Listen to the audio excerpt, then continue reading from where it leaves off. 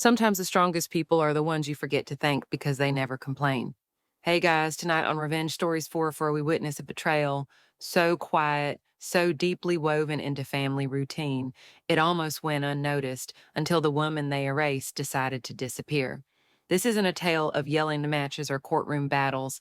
It's about one daughter who gave everything without asking until one envelope showed her how little she truly mattered. Watch closely. This is a story of silent revenge, hard earned freedom, and the cost of being taken for granted.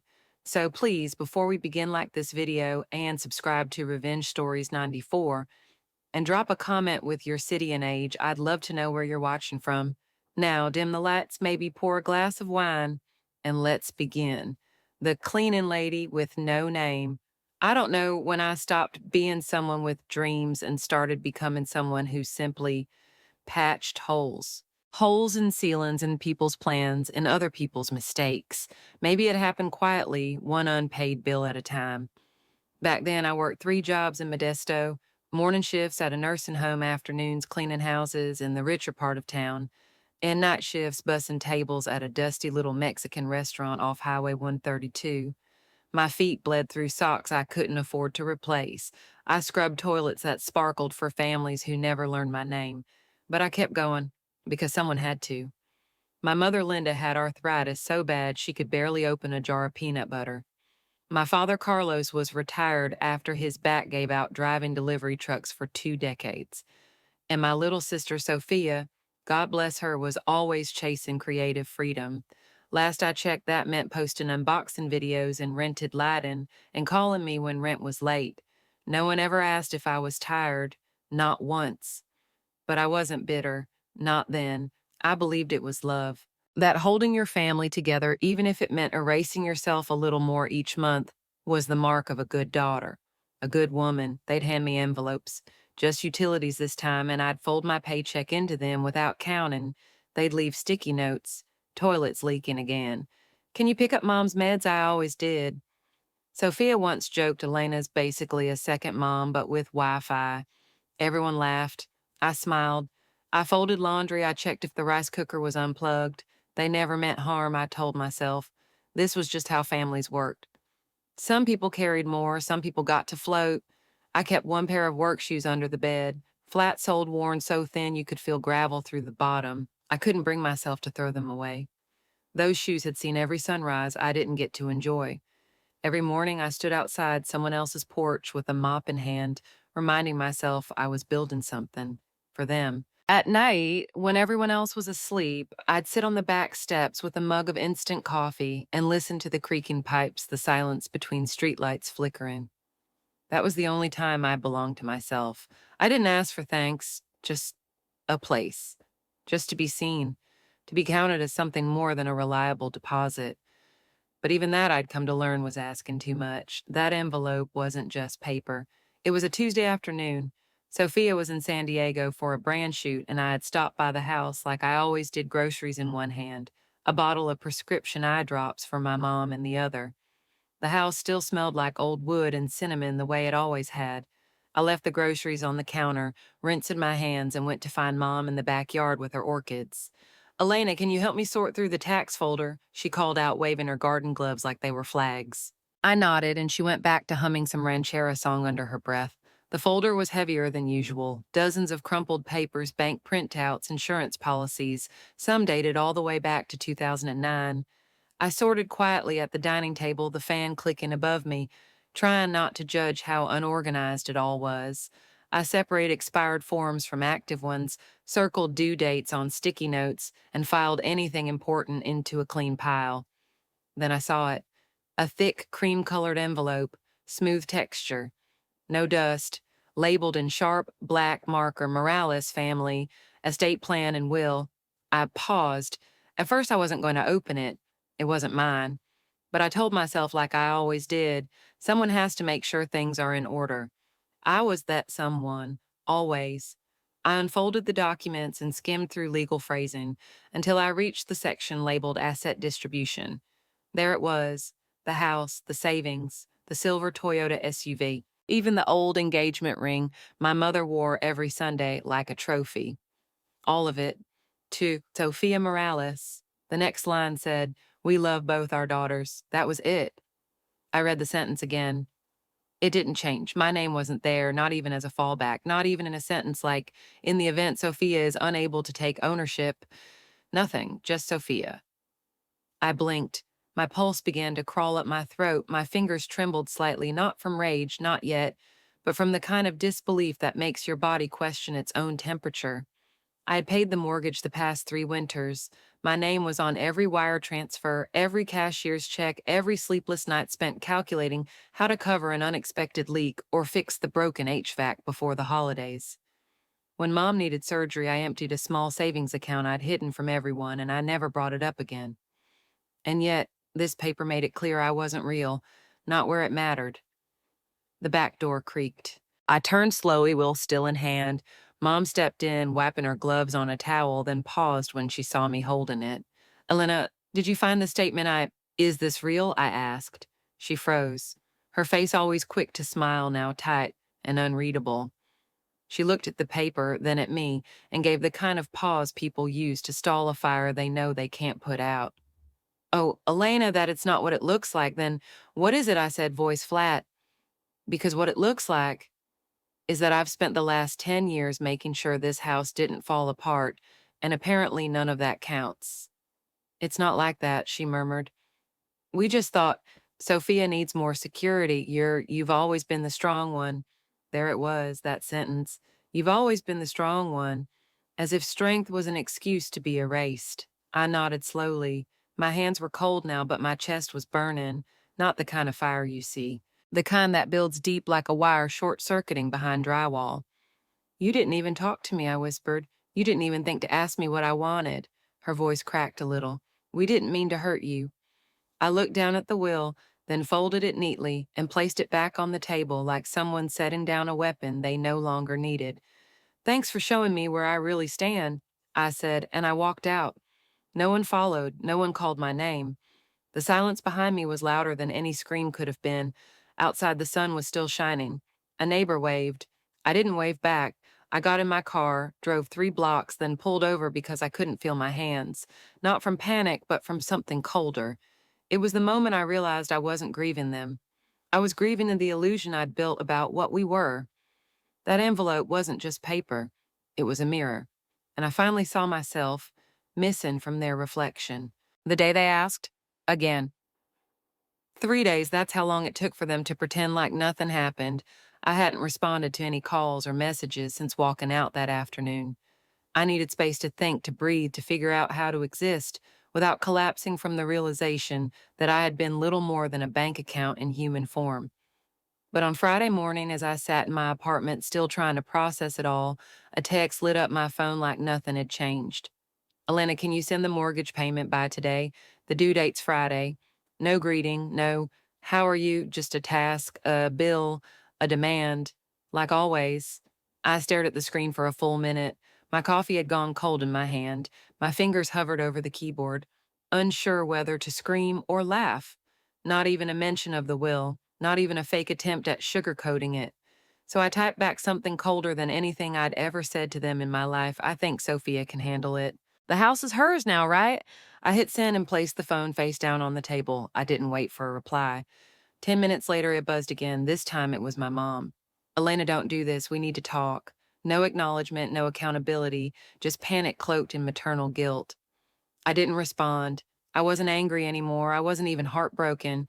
I felt something worse, clarity.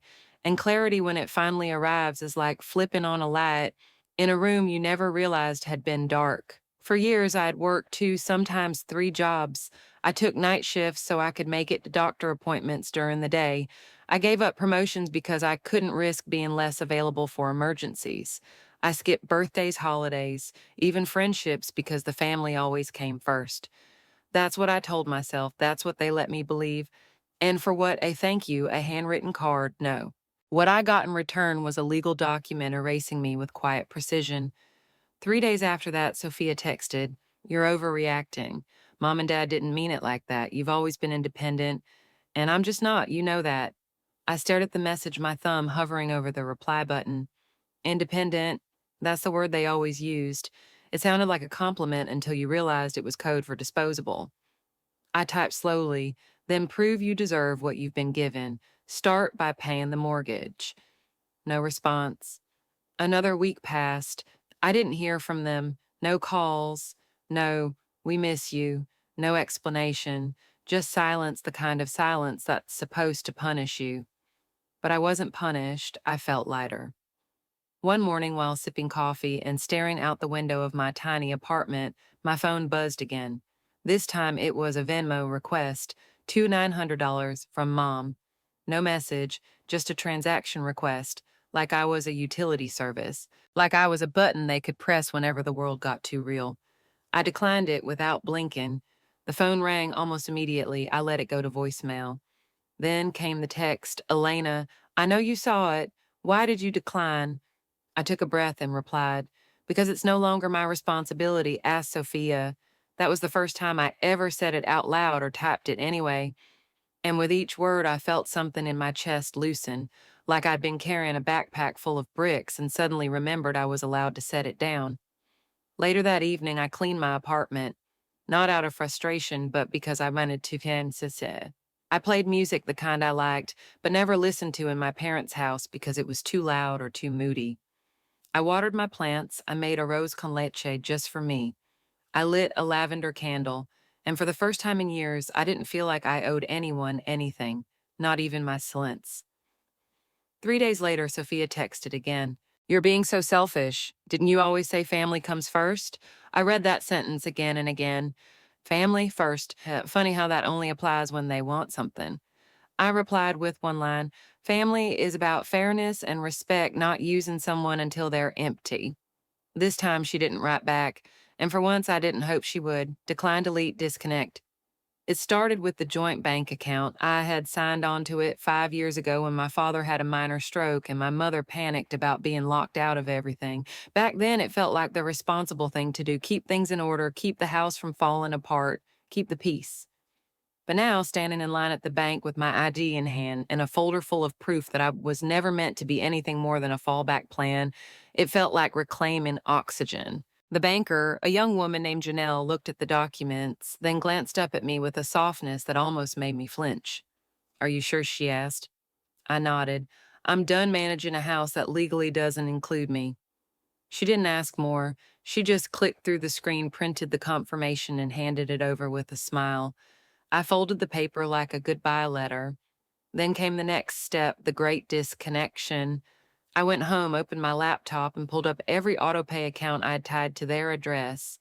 PG&E, AT&T, water and waste services, even the ridiculous cable package no one watched but my father refused to cancel. One by one, I logged in, turned off auto bill, and deleted saved payment methods. Every click felt like lifting a weight off my ribs. I opened my phone and deleted the calendar reminders I had set for their medication refill, the bill due dates, the quarterly tax alerts. I had become their household system, but I never signed up to be the system admin, and now I was resigning. Next, I pulled out a plastic container from the top of my closet where I kept old receipts, tax printouts, emergency contacts. At the very bottom was a battered little notebook with every password, customer service number, and billing code they might ever need.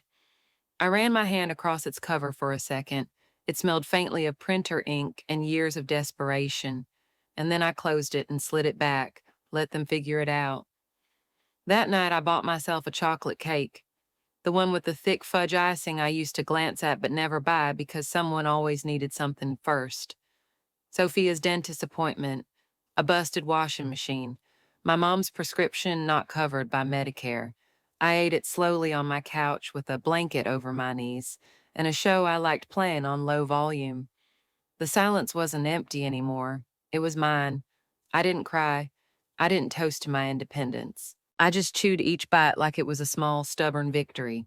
The next morning, I woke up without an alert buzzing on my phone. No overdraft warning, no utility ping, no frantic Elena, the Wi-Fi's down, just birds outside the window and the soft warmth of a sunbeam sneaking in through the blinds. I got dressed and walked to the community center. I had seen a flyer about a beginner's photography class. I'd always wanted to take one, but never had the time or the nerve to spend money on something just for me. This time I signed up. When the instructor asked for my name, I almost whispered it like I wasn't sure it still belonged to me. Elena, I said. He smiled. Welcome. And just like that, I wasn't the Morales family's emergency contact. I wasn't Sophia's backup plan. I wasn't a line item on the water bill or the name on the mortgage. I was just Elena. That evening, I got another message from my mother. Elena, the internet isn't working. Sophia doesn't know how to reset the router. Can you help? I stared at the text, then glanced at the closed notebook on my bookshelf. The answer was in there. Easy fix, used to take me less than 2 minutes. I typed back, sorry, I don't live there anymore. No emoji, no softening. 2 hours later, another message. Now the landline's down. We can't log into the account. Your father's getting upset. I didn't reply because I wasn't upset. I wasn't anything. I was just finally allowed to not show up. Later that night, Sophia sent one last message. Are you seriously going to let the power get cut? After everything, I typed back one final line. No, I'm letting everyone deal with the consequences of their choices. No typing bubbles followed, no guilt trips, no panic, just a full uninterrupted silence. And for the first time, I didn't hear that silence as abandonment. I heard it as peace. Guilt is a game, they know. When silence didn't work, they turned to guilt. That Monday, as I sat editing some shots from the weekend's photography walk, blurry images of wildflowers and broken parking lots, alleyway shadows shaped like wings, my phone buzzed with a message from Olivia, a coworker from the arts center. Hey, are you on Facebook? You should check your mom's page. I hadn't logged in for weeks. That app was a door I kept locked tied to memories I wasn't ready to revisit. But curiosity pried it open. I typed in Linda Morales and hit enter. There she was in a profile picture from 3 years ago holding Sophia's graduation bouquet. The timeline was as I remembered recipe shares, photos of orchids, quotes in cursive fonts about family and strength. But then I saw it, the post that had over 80 shares and dozens of comments. It's heartbreaking when your own daughter turns her back on you. We gave everything to her. We're old, we're sick, we just needed help, and instead we were abandoned. My throat went dry. Attached was a filtered photo of the house, a caption about sacrifice, and a plea for compassion. People I hadn't seen in years flooded the comments. Sending prayers, Linda. She'll come around. Kids today don't know gratitude. Unbelievable. After all you did, my heart didn't shatter. It hardened. Scroll. Then came my father's post, a little less flowery, a little more direct. We thought we raised someone who understood loyalty. But when the house began to slip, so did she. We're days from losing everything, and she acts like we're nothing. Scroll, and finally the dagger. Sophia posting a black and white photo of herself staring out a window. Captioned, some people are only kind when they're in control. Ask them to come down from their pedestal, and suddenly they call it self-care. I didn't cry, I didn't scream, but I felt something dangerous move through me. The kind of pain that doesn't break you, it rearranges you. I opened my laptop. I clicked new post, no background color, no emojis, no drama, just truth. Since my family has chosen to share their side, I'll share mine. Then I attached a photo of the will with Sophia's name, listed as the sole beneficiary. Screenshots of my mortgage payments, utility bills, medication receipts, all in my name. A snapshot of my mom's Venmo request for $200 to $900. Time-stamped 4 days after the will discovery. I ended with one sentence. My silence wasn't consent. I was just waiting for the right moment to speak. That moment is now. I clicked post and closed the laptop. 10 minutes later, the first comment appeared. Wait, you paid for all of that? Then another. Elena, this is heartbreaking. I had no idea. Sending you love, then more. Old classmates, neighbors, a woman who used to live down the street. Even Olivia chimed in. Thank you for speaking up. You didn't deserve this. Within hours, the tide turned. By the next evening, my mother had deleted all her posts. My father deactivated his account.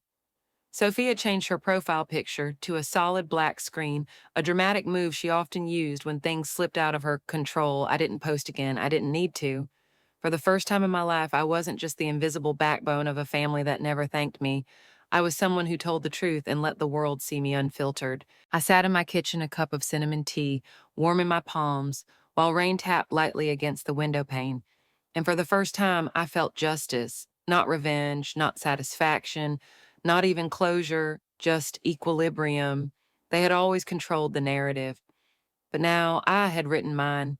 No apologies had come, no explanations, and I had stopped needing them because sometimes the deepest healing comes not from hearing I'm sorry, but from no longer needing to be asked. The day they came in person, it was a gray Saturday when they showed up, overcast skies, air thick with a kind of quiet that warned you something was coming.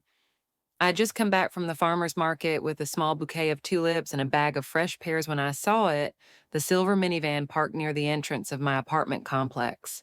The same van I'd co-signed for 4 years ago when Dad's credit wouldn't clear the loan. The same van I'd handed back to him last year as a gesture of closure. Now it sat there like a reminder I didn't ask for. I didn't even have to guess who was inside. I could feel it, that kind of presence that used to feel like family, but now felt like obligation wrapped in guilt. They were standing near the building entrance when I walked up, Mom holding her purse tight like a life raft.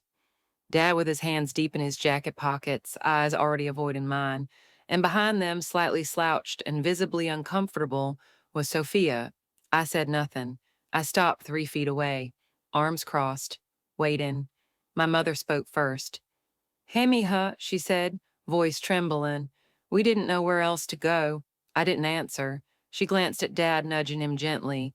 He cleared his throat. "The bank's coming to reassess the house next week," he said. "They say we're at risk of foreclosure. We need help." I tilted my head, watching him closely. "And what exactly do you need from me?" "We made a mistake," he murmured. "We thought you'd be fine. You've always been so strong." There it was again, that poison compliment, strong equals a not deserving. I looked at my mother. "Then why, when writing the will, did you decide I wasn't even worth mentioning?" She blinked hard. Her lips quivered. "We didn't know it would come to this," she whispered. "We didn't think you'd walk away. You didn't think I said, period." Sophia stepped forward. She looked exhausted. Her hoodie was wrinkled hair in a bun that looked like it had been there for days. She clutched a stack of papers, foreclosure warnings, I guessed, but she didn't offer them yet. "I just need 5 minutes," she said. "I'm not asking for money." "Then what are you asking for?" I asked. She shifted uncomfortably. "I don't understand the loan terms. I don't know what the legal letters mean. I need someone to explain it. Maybe call the bank with me. I'm overwhelmed." I raised an eyebrow. "What about the inheritance you got?" Her eyes dropped to the ground. "It's tied up in an investment account. If I touch it now, I lose money. I didn't expect things to spiral so fast." I almost laughed. "You didn't expect," I said, my voice sharper than I meant. "You signed for everything. You took it all. And now you're shocked the world doesn't run itself." She looked up, face pink with shame. "I thought Mom and Dad had it covered," she whispered. "I thought it was just taken care of." I nodded slowly. "Exactly," I said. "You thought. You never asked. You never carried it. You just assumed I'd keep carrying it." I stepped past them and unlocked the front door to my building. But before I walked in, I turned around. "This is your lesson," I said to Sophia. "Responsibility doesn't skip just because you're not ready." I looked at my father. "And love doesn't mean using someone until they break, then blaming them for walking away." My mother's eyes were glossy now. She took a step toward me, her voice barely more than a breath. "So this is it." I stared at her. The woman who once tucked me in, who I drove to the ER at 2 a.m., who I held while she sobbed after her sister passed. "No," I said quietly. "It ended the moment you chose who deserved to be seen and who didn't." I turned to the door again, stepped inside, and gently closed it behind me. I didn't slam it. I didn't lock it. But I didn't open it again either. Inside, I stood by the window and watched them walk back to the van. Sophia trailing behind, head bowed, Mom dabbing her eyes, Dad fumbling with the keys. They didn't look back, and for once, neither did I. Home without the backbone, I didn't go looking for updates. They found me anyway. It started with a call from Mrs. Dolores, the elderly neighbor who had lived next door to my parents for over 20 years. I had always liked her, a quiet woman who tended her rose bushes, and once gave me a book of poetry when I was 15. "Hi, honey," she said, her voice crackling through the speaker like a vinyl record. I just wanted to check in. Your mom's been quiet lately. I don't mean to intrude, but she asked me yesterday if I knew anyone looking to buy a house. My grip on the phone tightened slightly. I looked out the window at the city bus pulling away from the corner. She said that I asked. She did. Said they're having trouble keeping up with things. I didn't want to assume, but I figured maybe someone should know. I thanked her, kept my voice steady, then hung up. No anger, no satisfaction, just the dull thud of inevitability. The house on Vine Street, the same house I kept alive for years, with patch jobs, payments, and prayers, was now listing itself for sale brick by neglected brick. And me, I was across town with a blooming windowsill herb garden, a part-time teaching job, and a heart that no longer sank every time the phone rang. But the calls kept coming. 2 days after Dolores called, I saw a familiar number flash across the screen. Sophia. I didn't answer. The voicemail was short, her voice breathless. Hey, the bank needs some documentation for the heating repairs from last year. I think it was under your name. Can you send that over? Please, I didn't return the call. 2 hours later, a text buzzed in. The agent says we need to prove maintenance history to avoid the inspection penalty. Do you still have that plumber's invoice from January? Yes. I had it. No, I wasn't sending it. I stared at the screen, thumb hovering over the keyboard, then finally typed, "Not my house, not my paperwork." The message showed read within seconds. No reply followed. That weekend, while sipping ginger tea in the sunlit kitchen nook I'd grown to love, I got a message from Marcus, a friend of mine from community college, who now worked in real estate. Hey, Elena. Funny thing, I saw a house on our internal listings that rang a bell. 218 Vine Street. Your folks' place, right? I texted back. It is. It's listed for $390,000, but no offers yet. Says high risk of foreclosure, urgent sale. Looks like no one's kept up with maintenance. Roof issues, electrical faults. I didn't respond. He sent one more message. You doing okay? I typed back. Better than ever. I meant it. Because that house had once been my entire identity. My cage, my burden, my responsibility. Now it was just bricks and broken wires. Later that night, I received one last call from Dolores again. I don't mean to pry, dear, she said, but I noticed Sophia's been back. Grocery bags every few days, late night trips. I think she's moved back in. She doesn't look. Well, I thanked her. I wished her good health. Then I set my phone down and stared out the window for a long while. I wasn't happy they were struggling, but I wasn't worried anymore either. I just didn't want to carry it. Not the bills, not the guilt, not the belief that I was responsible for fixing what I never broke. For the first time in over a decade, my savings account was growing. I booked a fall trip to Seattle to photograph the changing leaves, put down a deposit on a new mirrorless camera I used to call a someday purchase. It arrived in a brown box with a ribbon I tied myself, and I smiled like a child unwrapping her first birthday present. I was learning to care for myself the way I had once cared for them, not out of guilt, but out of respect. One evening, I opened a blank document and started writing a blog post titled The Myth of the Responsible Daughter. I wrote about boundaries, quiet grief, and the bravery it takes to stop pouring into cups that crack the moment you step away. The post got shared dozens of times. People messaged me, strangers, mostly thanking me for saying what they never had the language to express.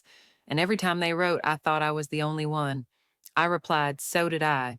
You're not the savior anymore. It happened on a Tuesday afternoon. Late autumn, the kind where the air smells like cold leaves and the sky sits low, like a blanket someone forgot to fold. I was walking around Liberty Lake with my new camera, capturing the pale light as it danced across bare branches. A little boy ran ahead of his mother in the distance, laughing. She called after him, her voice soft and worn and full of love. I raised the lens and snapped a photo, just one frame, but it held something honest, something I had chased for years. That night back in my apartment, I uploaded the shot to my laptop and sat in the quiet with a cup of cinnamon tea. No messages from Mom, no emails from Sophia. The world for once wasn't pulling at me. Then a knock on the door. My pulse skipped. I didn't get visitors. When I opened it, there was no one. But at my feet sat an envelope, blue, with handwriting I'd know even in the dark. My mother's. I took it inside, but didn't open it right away. I let it sit on the counter while I finished my tea, while I washed my face, while I folded my laundry. I wanted to choose when. And choosing meant something. When I finally slid my finger beneath the flap, the paper inside unfolded like a sigh. She wrote about sleepless nights, about Dad's memory slipping more than usual. She wrote about how the house felt quiet without me.